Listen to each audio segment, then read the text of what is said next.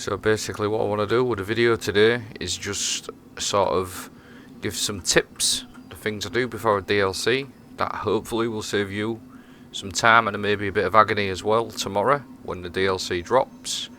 Because every time I put YouTube on at the moment, I literally see like videos on how to level up fast and how to max level and stuff like that. I'm pretty sure just by playing the game, handing a few bounties in, you're going to get to level pretty quick anyway.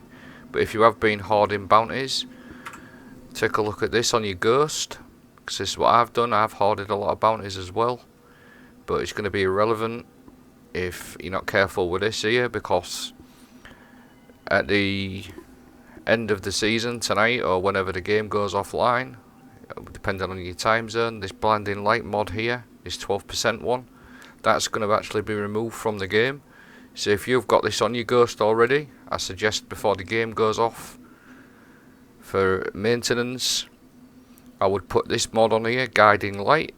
As I said, this one's disappearing, and it might just be a case of you think that you've got an XP mod on your ghost, and when it comes to tomorrow and you're handing your bounties in, you just assume that you've got one on, but in fact you won't have, because it's getting removed. So before the game goes off tonight, I'd definitely put this one on, guiding light. It'll just save you possibly handing in your bounties with no XP. You might as well get the 10%, stick it on, bang it on, happy days. The next sort of thing I want to sort of talk about is DIM itself. Like, after every major DLC that I've ever been involved with, like, it's always been down for a good few hours afterwards. So like any of the third party apps that let you transfer all your gear and stuff like that, it's always going to be down for a good few hours after the DLC. So just for ease, what I like to do is I like to get myself set up on the character that I'm going to play the story mission on. In this case, I'm playing on my hunter. I'm obviously going to be running the void because I want to test out the new stuff. Pretty excited about that. But again, just make sure you've got everything you want again before the game comes off tonight. That's sort of the tip 2. It might sound obvious, but it's just something that'll save you a bit of time tomorrow. Flying around different planets, picking everything up, because that's what we're going to have to do inevitably. We're going to have to be flying around, picking quests up, stopping here, stopping there. It'll just save you a bit of time tomorrow. Get set up before you log off tonight. Make sure you've got your guardian light mod on as well. Like I said, that one's disappearing. Get yourself nice and set up. Just save you a bit of time tomorrow, a bit less stress, so we can just get cracked straight on with it. And then the very last thing, like the third sort of point, I'm sure there's many more things, but like I said, there's a lot of tips and tricks on YouTube regarding leveling and stuff like that, so I'm not going to go through one of them videos. I just wanted to give you 3 little things that I do. And then the very last thing that I'm going to talk about is the actual story mode. Now Bungie have said that they're going to do a legendary story mode, so it's going to be a bit harder, and I don't know for definite, but there could be champs in there. And obviously our champion mods are all tied to our artifact, so usually we can get them pretty early on, but in case you haven't saved bounties or they're not sort of there straight away, we might get champions in the story mode, I don't know. But the last little thing is we've got weapons here.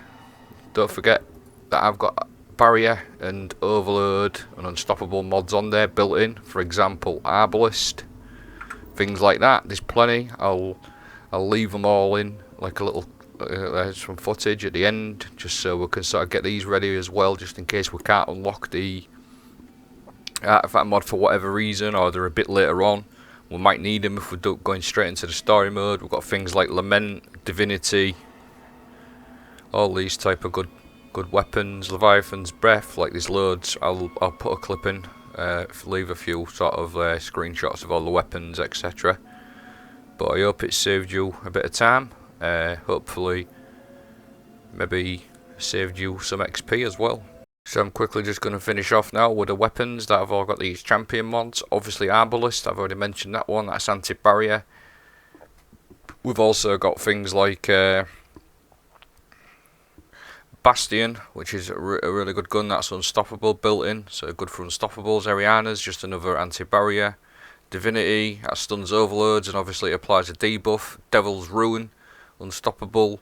Lament is anti-barrier. WAYFINDE'S breath is another unstoppable.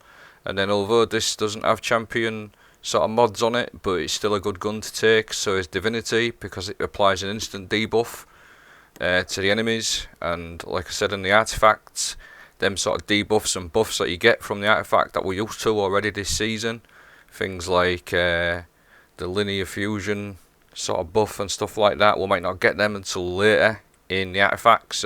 Taking something like a tractor cannon and Divinity is a pretty decent option, because you can apply debuff straight away.